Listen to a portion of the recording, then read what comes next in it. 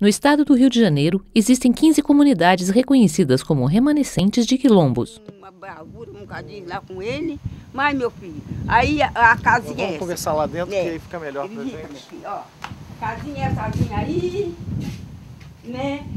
Aqui, ó. Isso aí é um quartinho que as crianças, que o rapaz sorteiro dorme.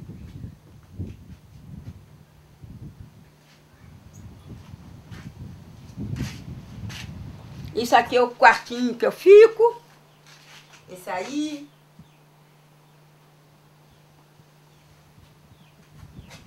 Ó. Esse aqui é a cozinhazinha. Aí.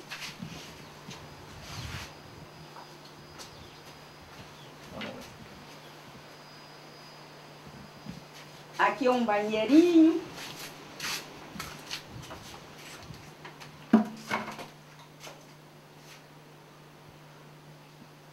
Aqui uma cozinhazinha de lenha.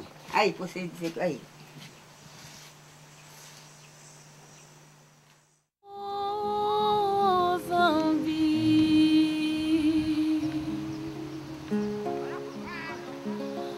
Proteja seus filhos, sabedoria e saúde. 6 comunidades quilombolas fluminenses foram reconhecidas oficialmente em 1999 pela Fundação Cultural Palmares. Em 2004, outras 2 comunidades foram legitimadas por força de ações do Ministério Público Federal.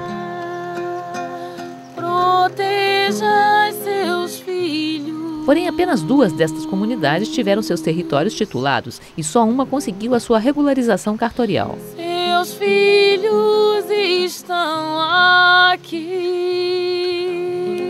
filhos da Marambaia. Zambi. Koinonia apresenta Filhos da Marambaia, luta contra o racismo, paz, amor, Encontros de Quilombos. A gente está aqui reunido em função de um projeto que vem se desenvolvendo há 1 ano e meio, que é um projeto chamado Etnodesenvolvimento Quilombola, que é um projeto de capacitação de comunidades em um desenvolvimento sustentável, né?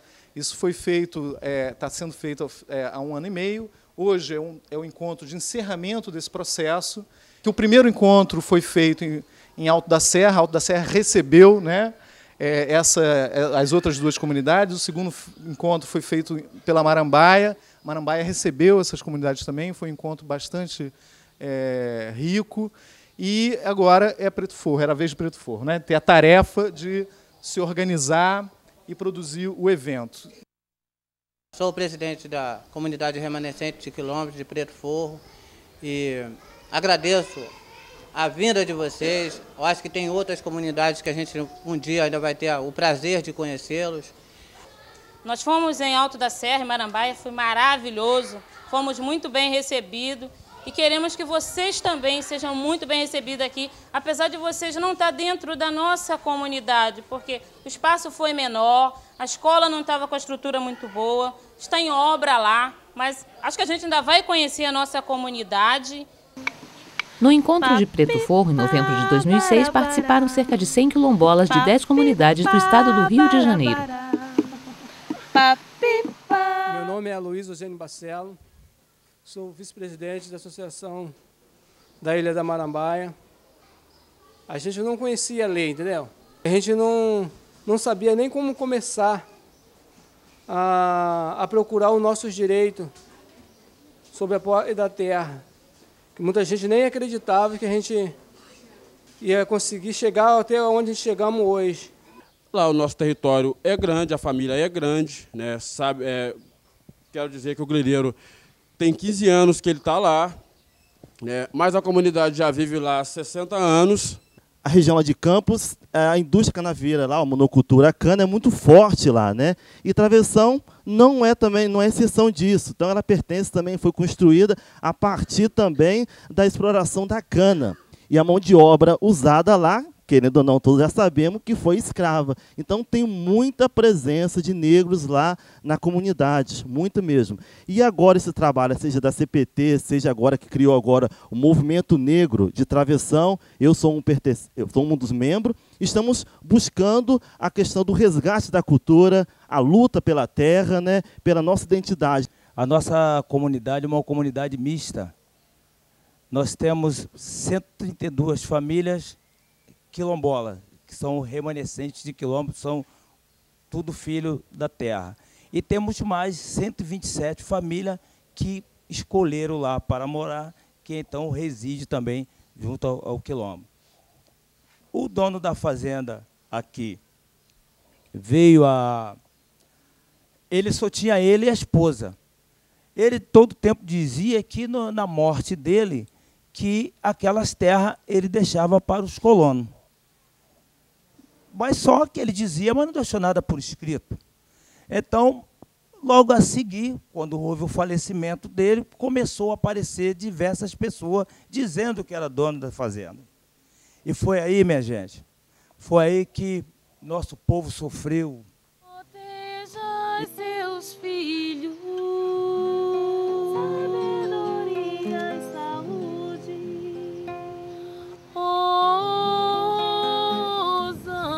Violência. Seus filhos estão aqui. Eu moro em Coatis, estado do Rio de Janeiro, sou presidente do quilombo de Santana e também eu já moro lá há 42 anos. Olha, o caso de médio morte foi o negócio seguinte, houve a titulação da área, que foi titulado, na verdade, a gente tem o título da titulação, só não foi registrado no cartório. Quando eles ficaram sabendo que a gente estava tomando a reposta de terra que era nosso, ele procurou o líder para bater o líder. Por quê? O líder era muito importante nessa área. Vamos supor, se nós ameaçar o líder, ou ele ficar com medo, ou nós fazer mesmo com ele, vamos tirar ele do nosso caminho, os outros ficar com medo de fazer isso. Então as ameaças veio para cima de mim, só que eu não acalei, eu vim, chamei entrevista, chamei imprensa, comuniquei a Secretaria de Justiça do Estado, Federal, e todos me atenderam. Então preciso que nós todos, que estão nessa condição, façam a mesma coisa, para nós, não só para se mostrar, mas também tomar reconhecimento que eles também existem naquele local, e qualquer coisa que venha acontecer, eles são responsáveis. Primeira vez eu fui no ônibus da tarde, o meu sobrinho estava indo comigo, tinha 2 rapazes capuzados, deitados no mato. Aí eu pensei que era meu irmão, ainda fui lá perto do rapaz para chamar meu irmão para ajudar a levar a compra. E não era ele. Quando veio, me atacaram. Eles só não me mataram porque tinha mais gente comigo. Tudo bom. Dali passou aquele dia. Depois, passado mais um ano e pouco, eu vim lá de Coati, já tarde da noite, que eu perdi o ônibus da tarde, que é um ônibus só que tem para lá. E alguém me viu saindo de Coati. Quando chegou dentro do mato do Areal, que é um mato dos dois lados, ultrapassa no meio. Achou que ali era o local perfeito para fazer as coisas. Só que a hora que eu vi que o carro encostou em cima de mim, eu pulei no mato. Só que o mato é grande e eu conheço de acesso em qualquer lugar. Eu saí correndo e varei numa fazenda embaixo, saí com água fora e cheguei até em casa. Assim mesmo, e por isso que não me pegaram. Dizem por aí que eu sou o que restou de Zumbi. Eu não sou o que restou de Zumbi. Eu sou a continuação dele. Negro foi pra periferia, sofrimento e muita resistência. Nosso povo lutando. Luta por reconhecimento.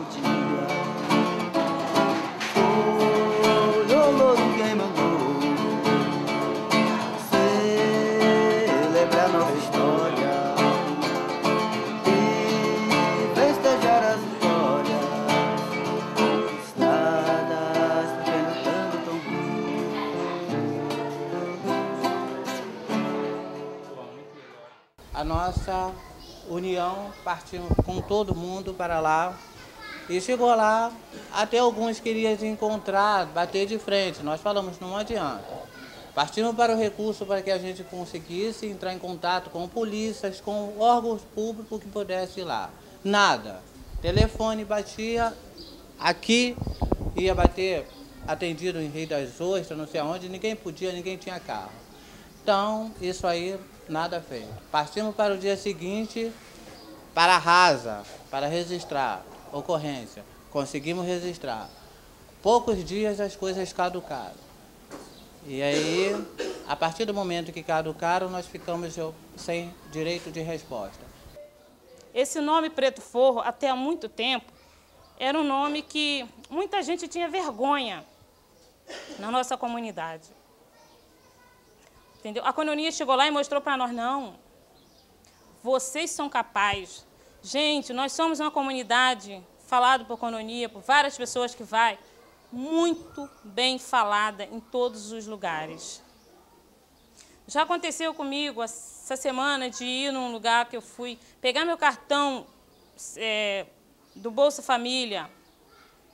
Quando a menina foi me entregar esse cartão, eu esqueço o nome dela, falou assim, Eliane, vem cá. Esse cartão aqui eu quero que alguém da Caixa, também não sei o nome, que ela assina. Eu tive o prazer de perguntar o porquê. Porque vocês são da comunidade Preto Forro. E eu me orgulhei disso. E eu acho que todo mundo deveria se orgulhar. Olha.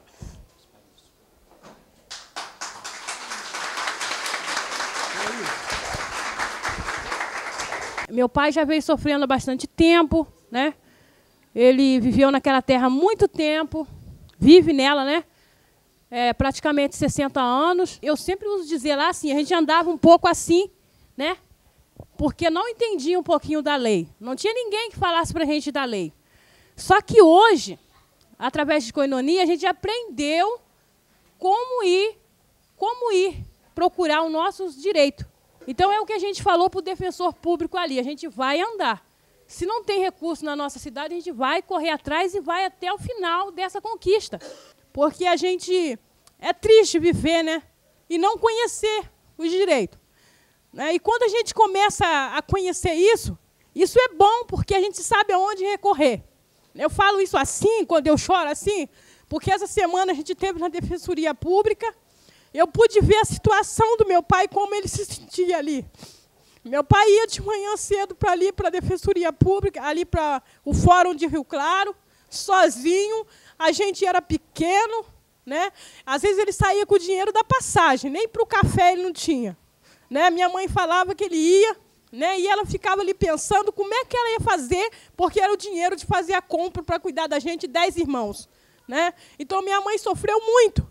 Então, é por causa deles ter lutado até agora, é que hoje nós estamos nesse tamanho que nós estamos aqui agora agradecendo a eles por aquilo que eles fizeram, e como nós, né, somos jovens, né, temos uma garra, nós queremos lutar junto com isso, com aquilo que a gente aprendeu, a gente quer levar isso mais à frente. Nosso povo, por ser descendente de escravo, eu acho que há uma barreira, entendeu? Há uma barreira entre a gente, que a gente luta, por mais que estuda, por mais que tenha o estudo, diploma, mas ainda hoje não consegue emprego dentro da nossa cidade. As nossas terras estão naquela coisa, e hoje é uma coisa, outra, amanhã é outra coisa. Agora diz que o laudo não está certo das terras, e nós temos lá o arpoador, que é uma terra muito importante, que sabemos que é da gente mesmo, a gente sabe que nós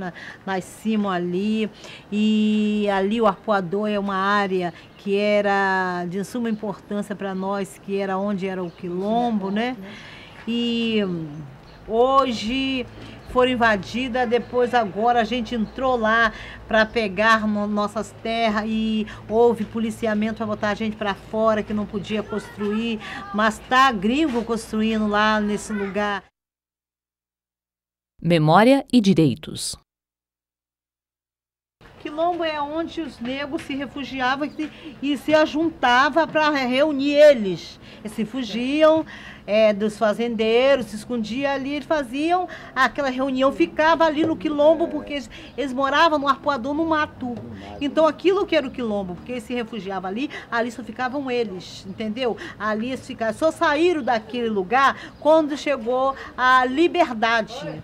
Quando chegou a liberdade, minha avó disse que eles desceram da mata, a qual eles viviam na mata, que era o arpoador. Eles desceram e fizeram as casinhas, as próprias casinhas, embaixo já as fizeram no ar livre já. Quer dizer, então esse era o quilombo, porque na Rasa ele tem a senzala, tá lá de pé. Essa semana mesmo foi uns africanos lá, eu levei para ver, uma coisa tremenda. As paredes são a largura, essas alas ainda tá as paredes em pé. Tem cemitério. Tem um cemitério dos negros que era no Tauá. Quer dizer, então, é isso que a gente prova que realmente existia. Não, a gente sabia, só que a gente nunca sabia que algum dia isso vinha à tona, que alguém ia lembrar, ia isso aí. Quando você fez, andou lá com a menina como a Alessandra, isso aí vocês começaram a fazer certas perguntas e a gente sabia. E começamos antes de vocês foram um pessoal dizendo que era da USP e passaram por ali. E começaram a fazer o levantamento, as perguntas, só que a gente sabia de tudo. Mas só que não sabia que algum dia isso ia ser de valia. Cultura e identidade. Tinha procissão, que era um mastro que eles enfincavam, eles rezavam a ladainha, tinha pessoas que rezavam muito bem aqui, a ladainha cantada era linda. O jongueiro eram da rasa aqui, o pessoal era afiado em ladainha. Ladainha, né? E lá não, lá era o jango. Lá era o jango e o rei de boi, que a gente ia, eles faziam uma fogueira. Mas era lindo o jango, não era esse jango que você vê hoje em dia. Batata e milho, né? Eles dançavam descalço. Mas eles sapateavam o jango e dizia verso. Aí um dizia verso pro outro. Aí aquilo era muito bonito o jango, né? Aí eles cantavam. Porque a gente tenta resgatar a cultura, porque normalmente na cidade só gosta muito de funk, hip hop, tudo da moda, sabe? Acho que tudo cultural é meio que antigo. Só que não é. Acho que o resgate da cultura é muito importante. Acho que o coração da gente, os batidos do nosso coração é a cultura, porque sem cultura acho que a gente vegeta. Eu acho que a gente vegeta. A gente vive por viver. Zumbi. Mobilização. Comandante. Zumbi.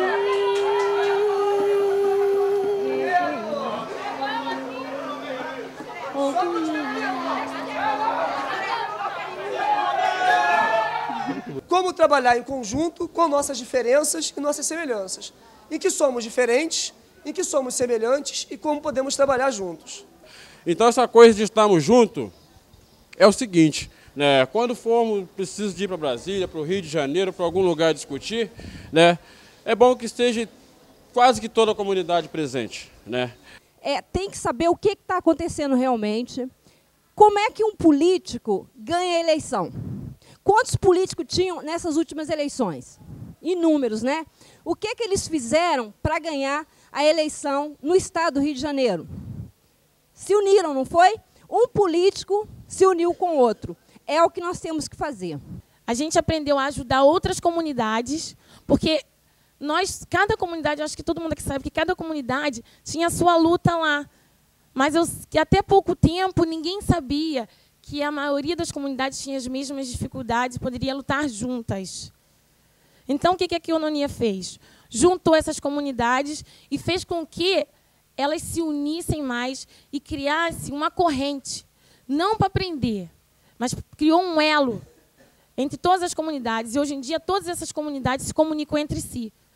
O ano de 2006 também foi marcado pela mobilização da Campanha Marambaia Livre. Antes era tudo tão diferente. Eles trabalhavam. Um momento importante da campanha foi a viagem dos quilombolas a Brasília para exigir informações e solicitar apoio político. Sofriam, apanhavam covardemente.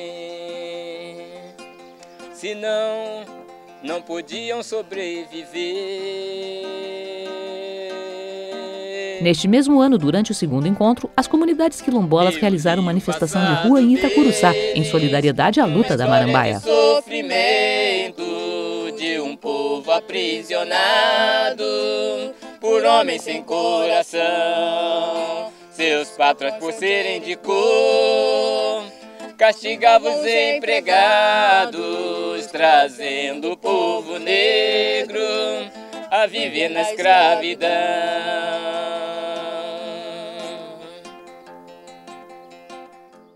No terceiro encontro, que encerrou o projeto Etnodesenvolvimento Quilombola, foi redigida a Carta de Cabo Frio. Jongueiro bendito, louvado seja. É o Rosário de Maria. Louvado seja. É o Rosário de Maria. Um documento que enumera reivindicações às autoridades e recomendações às organizações de assessoria e apoio. Saravá, Gomapuita, saravá, meu candongueiro. Abre caxambu, saravá, jongueiro. Bendito, louvado seja, meus irmãos. Neste documento, as comunidades também identificam desafios a serem superados pelo movimento quilombola no Rio de Janeiro.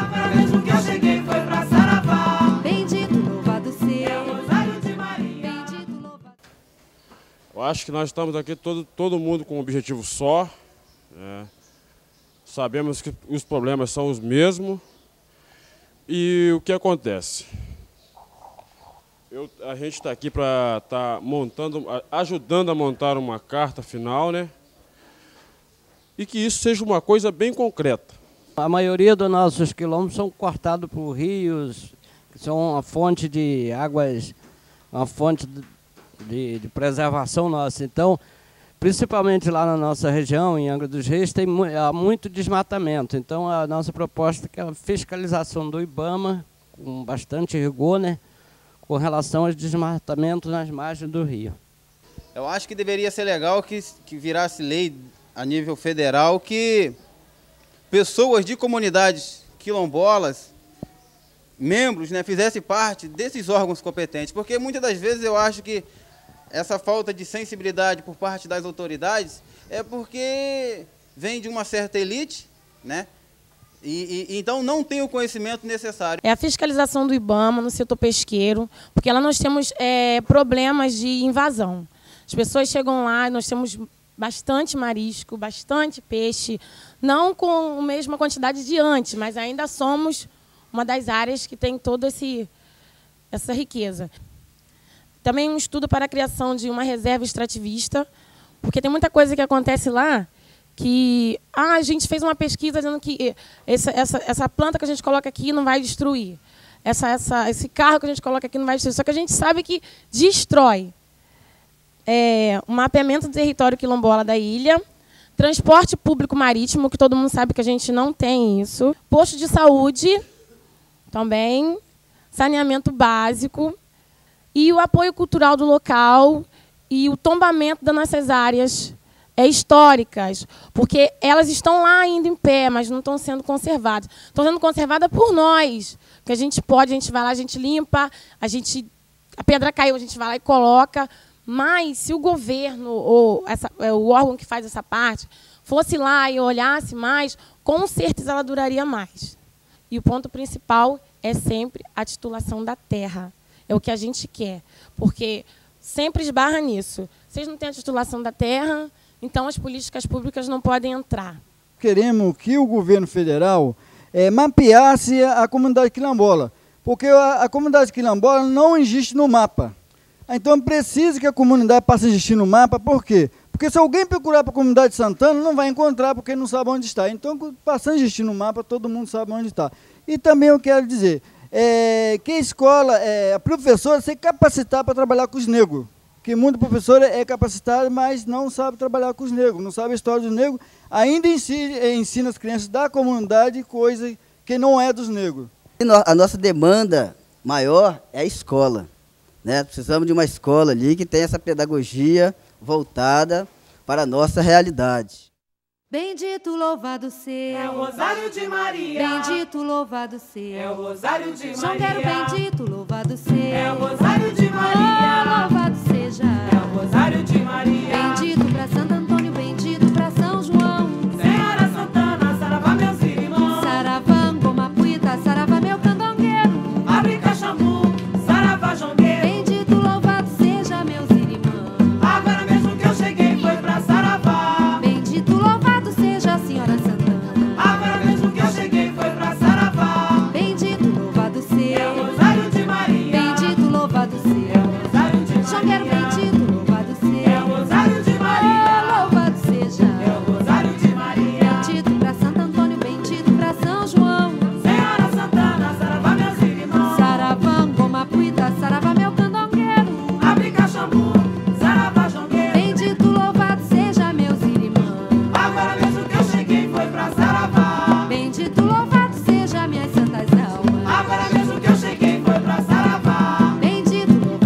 Cabo Frio. Recomendamos às autoridades e órgãos públicos a urgente titulação e registro em cartório dos territórios quilombolas, a isenção da taxa para publicação no Diário Oficial do Estado dos relatórios técnicos de identificação e delimitação, RTID, do INCRA, visto que sua cobrança onera em muito o processo administrativo de regularização fundiária, o que resulta na sua morosidade. A colocação de placas nas estradas indicando a localização das áreas quilombolas, ainda que não estejam tituladas, a exemplo dos assentamentos de reforma agrária, como forma de prevenir eventuais conflitos. O envio pelo INCRA de comunicados aos cartórios de todo o Estado informando as terras em processo de reconhecimento como remanescente de quilombos, evitando novos registros de propriedade particular sobre esses territórios. A inclusão das áreas quilombolas nos mapas oficiais. A criação de um núcleo de quilombos na Defensoria Pública. A criação de um Conselho Quilombola reconhecido pelos órgãos fundiários no Estado como legítimo interlocutor das comunidades para acompanhamento dos processos de regularização fundiária. A inclusão da história quilombola nos currículos de ensino fundamental e médio, bem como a capacitação de professores para tratar do tema de forma apropriada. A implementação plena dos serviços básicos de saneamento, luz, saúde e educação em áreas quilombolas. A criação de uma reserva extrativista na Ilha da Marambaia e a fiscalização por parte do IBAMA quanto a ações de desmatamento no território de Bracuí. Recomendamos às organizações assessoras o apoio na visibilidade aos conflitos e problemas das comunidades por meio de seus veículos de comunicação e contatos institucionais. Na capacitação das comunidades, sobretudo no que se refere à legislação da regularização fundiária. Na promoção de reuniões das comunidades quilombolas do Estado. No monitoramento do andamento dos processos de regularização fundiária. Reconhecemos como desafios a serem por nós superados a criação de um Conselho Quilombola para atuar junto aos órgãos de regularização fundiária no Estado, a promoção de encontros entre as comunidades, o aprimoramento das formas de comunicação, o envio regular de notícias e informações às organizações assessoras e outras mídias para dar visibilidade aos conflitos e problemas das comunidades. Cabo Frio, 26 de novembro de 2006. Isaías Bernardo Leite, Alto da Serra. Dionato de Lima Eugênio, Marambaia. Ilso dos Santos, Preto Forro. Miguel Francisco Silva, Santana.